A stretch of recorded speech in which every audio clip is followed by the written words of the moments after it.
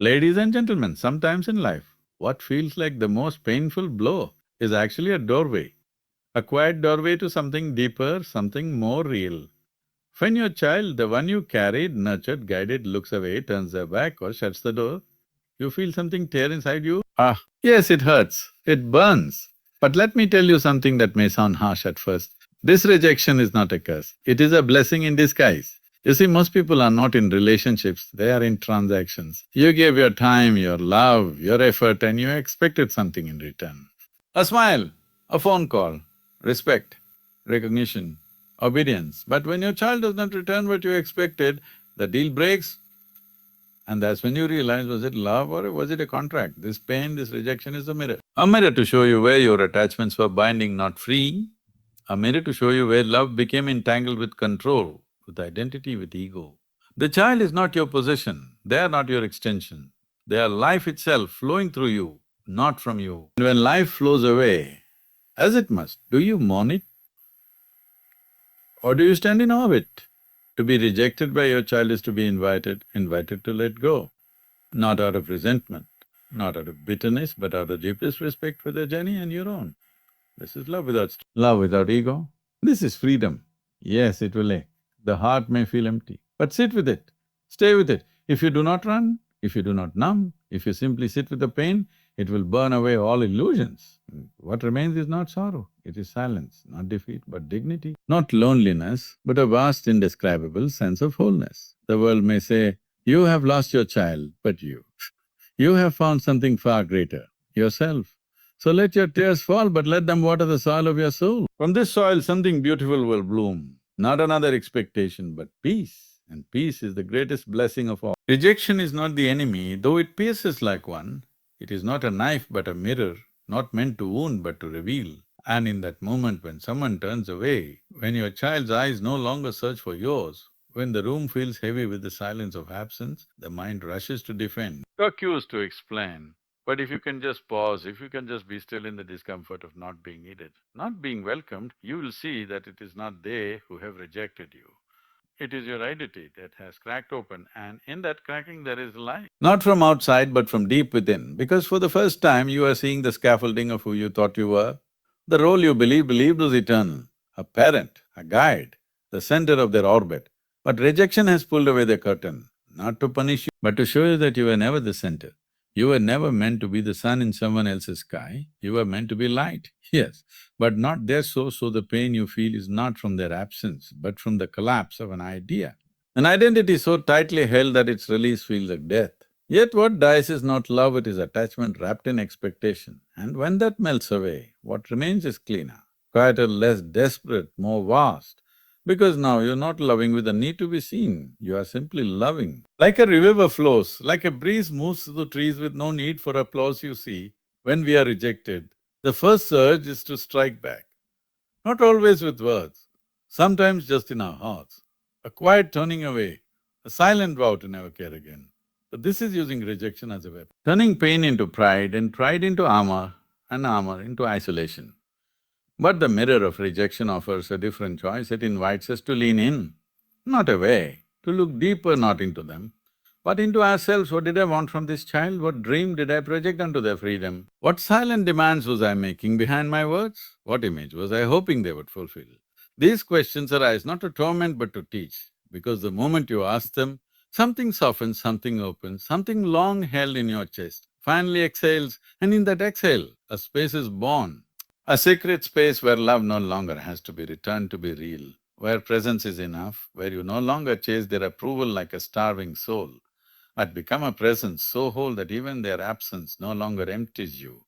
And when that fullness comes, the mirror of rejection no longer frightens you, it frees you, because in truth, no one can reject you unless you are seeking something from them. And the less you seek, the more you become, the more you become, the less you cling, and the less you cling, the more deeply you can hold everything. Even rejection itself has something sacred, because now it is not a wound. It is a window, and that window opens, you will find that what looked like abandonment was actually grace, that what felt like loss was a hidden doorway into your own being, and that in a mirror of rejection, you did not lose your child, you found yourself letting go is not the end of love, it is the beginning of real love. because what we usually call love is often just a subtle form of possession. A clutching, a clinging, a longing to hold someone so tightly that we forget they are not ours. Never were, never can be, and when life forces us to loosen our grip through distance, disagreement or even rejection, we do not lose them. We lose the illusion that they were ever meant to stay where we placed them. And when your child turns away, when they no longer seek your advice, when they question your values or even reject your presence, the ego begins to shake, not because of the rejection itself, but because the mirror has cracked. The one you looked into every day to confirm your importance, your identity, your meaning, and without that mirror, the ego feels like it's disappearing, fading into irrelevance, and so it suffers, it aches, it protests, it mourns the loss of control disguised as love. But in the space beneath that suffering, something else stirs, something quieter, something older than ego, something softer than pain, something that doesn't cling or complain. It is the soul, and the soul does not suffer the way ego does. Because it was never trying to be anything, it was never trying to hold anyone. It was never trying to win or be right or be remembered. It simply is, and in the very moment the ego cracks, the soul has space to grow. Grows not through affirmation but through surrender, not through applause but through silence, not through holding on but through letting go. And though the ego screams in the absence of control, the soul whispers in the presence of truth, and that whisper becomes a stillness, and that stillness becomes a knowing, and that knowing becomes a light, one that does not shine outward to be seen but inward to reveal. And as the soul begins to grow, you start to see your child not as someone who must validate you, not as someone who must fulfill a role, not even as someone who owes you love or gratitude. See them as life itself is, unfolding in its own mystery, making choices you may never understand, walking paths that may never circle back to yours. And in that realization there is grief, yes, but also grace, because now you're not trying to shape them, you are finally seeing them. The ego cannot survive this kind of seeing. Because it has no function where there is no ownership, no demand, no control. But the soul thrives here, because the soul is vast, unburdened, and to live from the soul is to live in freedom even when the world does not give you the roles you want to play. Even when those you love must walk away, because the soul does not measure worth by roles, it measures by presence. And you are still here, still breathing, still able to love. So let the ego suffer, let it cry, let it burn, let it say all the things it needs to say. But do not believe its story. Do not build your life around its ache, because every crack in the ego is a doorway to the soul. Every tear it sheds is a baptism in truth. And if you are willing to walk through that doorway without running back to blame or shame or… you will find that the soul does not just survive rejection, it is awakened by it, and in that awakening, you will see with new eyes, love with new hands, hold space with a new heart. And whether your child ever returns or never speaks your name again, something in you will have bloomed beyond identity, beyond expectation, beyond need, and in that blooming you will know what the ego called suffering, the soul now calls freedom. From the moment a child is born, the illusion of ownership begins to weave itself silently into the heart. Because you feed them, you protect them, you guide them, and somewhere in the middle of these sacred acts, the mind begins to whisper that they are yours, not just yours to care for, but yours to define, to shape, to mold in the image of what you believe is right. And though love may be the origin of these actions, the shadow of ownership creeps in, quietly unseen, and soon love begins to resemble control dressed in consent. And it feels natural, even noble, because the world praises the devoted parent, the tireless protector, the one who sacrifices everything. But what the world does not see, and what even we fail to see, is that in this devotion often lies a silent attachment to being the center of the universe, the source of their decisions, the architect of their dreams. And we forget that we are not the sculptor.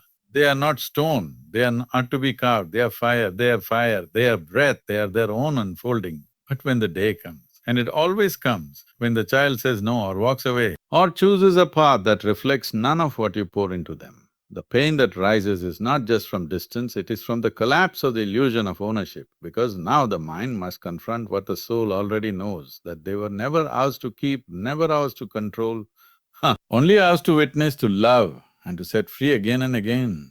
And this collapse feels like heartbreak. But it is actually the first crack in the wall between ownership and oneness, because ownership separates. It says this is mine, and that is not. But oneness sees the child not as property, not even as an extension of self, but as a reflection of life itself, sovereign and sacred, walking beside us for a time, but never bound to us by anything. Other than love freely given in ownership, we grasp, we direct, we label, we say, this is my son, my daughter, and with that word in me comes 1,000 silent expectations, conditions, even fears. But in oneness, there is no grasping, only presence, no labeling, only seeing, no directing, only honoring. And the love that arises from this space is not smaller for its surrender. It is vast because it no longer needs to be returned or recognized to feel real. And when we step into that space of oneness, the pain begins to dissolve, not because we no longer care, but because we care without fear, we care without attachment, we love them as we love them as we love the sunrise, not because we own the light, or but because we are humbled by it. And in that humility, we find peace, not in their obedience, not in their proximity, but in the very mystery of their being this shift does not happen all at once. It comes slowly like dawn after many nights of silence, after many moments of questioning, after many tears that wash away what was never truly ours to begin with. And slowly the ego's grip loosens and the heart opens and we begin to see not just them differently, but ourselves, not as the owner of the journey, but as a fellow traveler, walking our own path beside theirs for a while. Then watching as that path turns and blessing that turning with quiet eyes. And when we can love this way, with hands open, with hearts wide, with no need to possess, impress or hold, we move from ownership to oneness, from control to communion, from fear to freedom. And this is the highest love. There is the path to inner wholeness does not begin when everything is perfect outside. It begins when something breaks inside. When the person you love walks and you love walks away, when the role you held so tightly begins to slip through your fingers, when the things you depended on to feel valuable no longer respond, and in that trembling space, in that absence where certainty once lived, something deeper begins to whisper, not in language, but in presence, not in noise, but in stillness. And at first you may resist it, because everything in you wants to fix, to chase, to reclaim what is lost, to stitch things back together so you don't have to feel the gaping hole inside.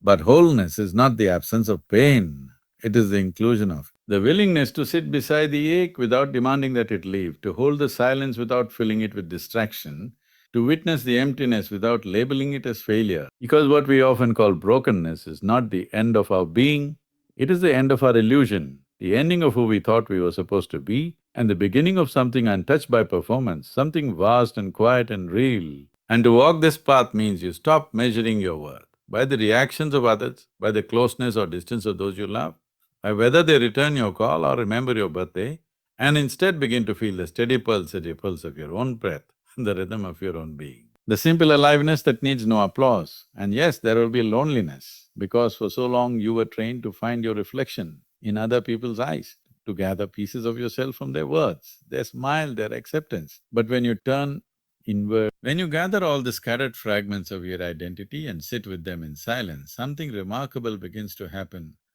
You do not become someone new, you begin to remember who you were before you needed to be anyone for anyone else. And in this remembering, in this return to your original self, there is a deep peace, not loud, not dramatic, but steady like the earth.